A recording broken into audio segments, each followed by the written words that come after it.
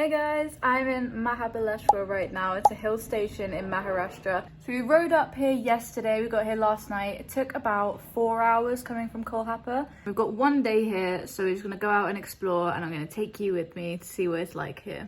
And at the end of the video, I'll let you know if it's worth coming here and if one day is enough for a visit. Let's go. We've just driven to our first stop of the day, which is a viewpoint called Arthur's Seat. We're just walking to there now. Apparently it's called the Queen of Viewpoints, so have to see if that's true. There's all these steps going down, which is quite nice now, but I know that we've got to go back up all these steps on the way back, which isn't such a nice thought. This is supposedly the echo point where you shout into the valley and it returns your voice back to you, but we've tried it a few times and it hasn't worked, so I don't know if we're doing it wrong, but we've just been shouting for no reason now. Echo! Yeah, you can hear it. So there's actually lots of different points on the way up to Arthur's Seat. There's the Echo Point, and now we're at the Malcolm Point, which the views here are just insane. Look at them. Luckily, I think we got here at just the right time, because then the fog started to roll over and now we can't see anything. Clouds are just covering the whole view, but luckily we got to see it just before the cloud covered it all. So when we get to the Arthur's Seat, there's a good chance that we won't be able to see anything, but we're still going to go up there and check it out anyway.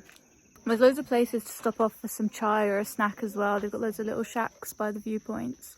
We made it to Arthur's Seat. No, it's quite a sad story actually. It's where Arthur used to sit and look into the river where his wife and child drowned. Unfortunately, we couldn't see anything really from Arthur's Point because it was so foggy. I think the fog was just coming and lifting up from the ground, so everything was white. Still nice to have a little walk though, and we still saw quite a bit from Malcolm's viewpoint, which was good. But just in time to be able to see a little bit of the view, and it was gorgeous. I'll show a picture of what Arthur's Point should look like without the fog. So we're just heading back to the bike now to go to our next point. Back at the bike now. The walk up wasn't actually as bad as I thought it was going to be. Now we're going to head off to our next point today, which is Kate's Point. It's another viewpoint. Hopefully we'll be able to see something. I'm not too sure because it's still foggy, but we're going to check it out anyway. We've just made it here to Kate's Point and we're going to go have a walk around. It looks like, fingers crossed, the fog has lifted, so we'll be able to see something at this one. My god, the views here are incredible. You can see the rolling hills, the waterfall over there, the lake that looks like it goes on for miles. Thank god the fog has lifted and we can actually see something. I bet Arthur's viewpoint was amazing, but I would have been so devastated to miss views like this. We've been joined by a group of monkeys that are all coming. Oh my god, they're going forever. From here you can see the Krishna River, which is the third longest river in India. It flows all the way from Mahabaleshwar into the Bay of Bengal. I'm so glad we came to Kate's Point. It's beautiful, really sunny, the weather's been amazing. And it's not too busy either, there's just a few people walking around. I think because it's off season, no one's really here. We're gonna go see the Lingmala Waterfall, so we're gonna head off there now. So we decided to stop off at this strawberry delight before we head to the waterfall. So I've got my famous strawberry cream. I'm supposed to eat the topping first and then mix in the rest of it. So let's see. Try the topping. It's got like frozen strawberries on top. It's really nice though. And a bit of cream mixed in there as well. So now the topping's gone, we got this kind of cream and fresh strawberry ice cream underneath, which is delicious. It tastes so good. So Mahabaleshwar seems to be quite famous for its strawberries. They seem to have loads of strawberry farms around here. Loads of places seem to sell like fresh strawberry products, and I thought we wouldn't be able to get anything because we're not here in the season of strawberries. That's more November time or between April and May, and it's August now, so I thought we would have missed it, but we still got this fresh strawberry cream and it's so good. I'm really glad we got the chance to try it. Also got this makai ka pakoda, which is apparently famous here. It's like a deep fried corn, so we're about to try that as well. Okay, so here it is, like a deep fried bit of corn here. Yeah, that's quite good. Tastes kind of how you would expect. It's just fried sweet corn. I'd definitely recommend stopping off here. If you pass this place, perfect place to stop and get a snack. Now we're about to drive to the Lingmala Waterfall. Okay, we've just parked up. We're at the entrance to the waterfall now, apparently. It's about just a few minutes walk this way. We just bought our tickets. It's 20 rupees each to get in there. It's not too bad. So if you're trying to drive and you're using Google Maps, I wouldn't bother. I'd just ask someone for directions, because Google Maps did not take us to the waterfall. It was trying to take us all around different ways. Just ask a local. Don't bother using Google Maps for this waterfall. It's not put in the right place.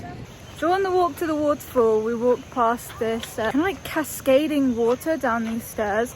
There's so many people in there taking pictures and stuff. We walked in there and it was actually really nice and refreshing. It was cool, wasn't it? It was very cool, yeah. It was very cool. And I rolled up my jeans thinking that maybe I wouldn't get them wet, but it didn't work at all. They're still wet, but it was worth it. Okay, so we're just walking to the waterfall. I think he might have said it's about a 20-minute walk, which isn't too bad, but I don't know if we're actually walking the right way, because the water seems to be flowing that way. And surely if the waterfall was up here, it would be flowing that way, but I'm not sure. There's also not many people around here walking up here. There was loads of people by that cascading water down at the start. Now that we've started walking up to the waterfall, can't see anyone else really around. Right, we might be getting close because here is a sneak preview of what we can see. That water is so loud. I bet there's a lot of force behind it. You can just hear the power in that waterfall crashing down into the bottom. We made it to the top, and here is the Lingmala Waterfall, about 500 feet tall. You see it splits off into like 3 different parts. Also get a pretty view of the valley over this way.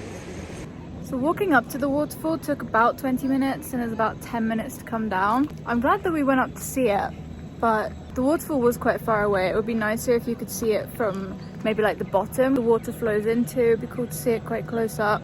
Now we're gonna head off to a bike museum. It's called Vintage Miles. It's like a vintage bike museum here.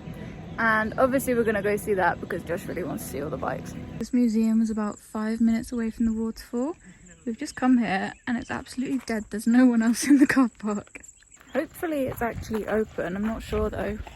We'll just have to go and check it out. Looks like it might be open. It was open. We've just got our tickets, 100 rupees per person. I'm gonna head in. When you walk into the museum, it's basically 2 rooms that are filled with different motorbikes and electronic bikes from over the years. They have ones from the 1950s, 1980s, 1990s, etc. They also had some vintage Enfields, which was quite cool to see because it's quite interesting to compare it to the Enfield that we've got now, which was made in 2010. What I found the most interesting about the rooms is that they have posters on the walls, which kind of show you how those bikes were advertised when they came out. So we finished in the museum and we're heading back to the bike. We're going to check out the lake, and then that's all we have planned for the day. So we've nearly completed everything that we set out to do today.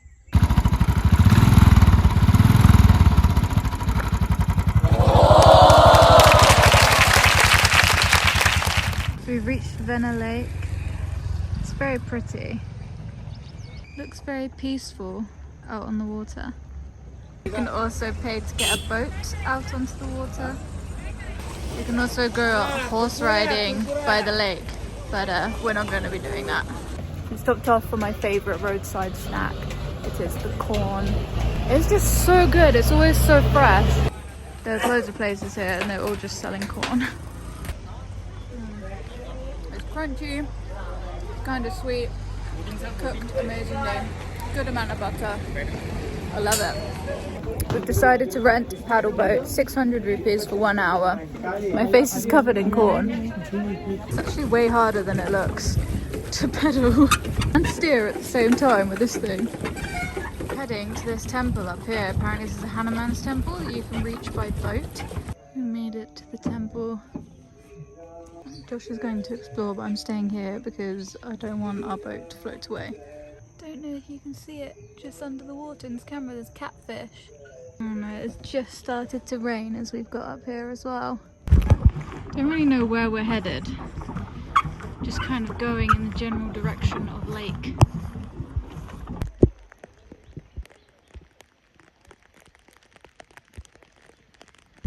Someone didn't bring a jacket.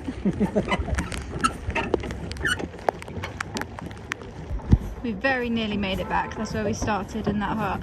And the boat's just along there. We need to park it up. We finished our boat ride. The hour went really quickly actually, but it was very nice, and I'm glad that we decided to do it. We're hungry and worn out now, so we're gonna go find some dinner. So we stopped off for our dinner now. We're in this Madhur restaurant. It's like right by our hotel. One thing I found is that it's really hard to tell where is a good place to eat around here because it's monsoon season. It's really quiet. Usually the rule is eat where everyone else is eating because you know it's good, you know the food's fresh. But no one's eating anywhere around here because there is no one around here. So you kind of just have to wing it and guess. So we've gone for another Misal Pav. If you didn't see it in our last video, we tried Misal for the first time and we're back at it again now. That Misal Pav was really good and it was only 100 rupees. So after dinner, that was the end of our day in Mahabaleshwar, and I'm going to share my final thoughts on this place with you. I think this might be one of the most beautiful places I've ever visited. The views from Kate's Point were incredible, and even though it was slightly foggy, you could still see so far. Even though it's monsoon season, we were still able to do everything that we wanted to do. Plus, it was nice and quiet because it's off season. In one day, we managed to do the Panchganga Temple, which I forgot to film, Adam's Seat, Kate's Point, the Lingmala Waterfall, Bike Museum, and Venna Lake. Now that sounds like a lot for one day, and it is, but I didn't feel as if I was rushed or there was a time limit. Each of these attractions took an hour or less, and they were about 5 to 20 minutes away from each other, so you really don't need much travel time in between. It's definitely a great place for a day trip. That's all for this video, guys. I'm about to make my way up to Pune, so if you want to see that, please subscribe to stay tuned, and feel free to check out some of my other videos in the meantime. Thanks for watching.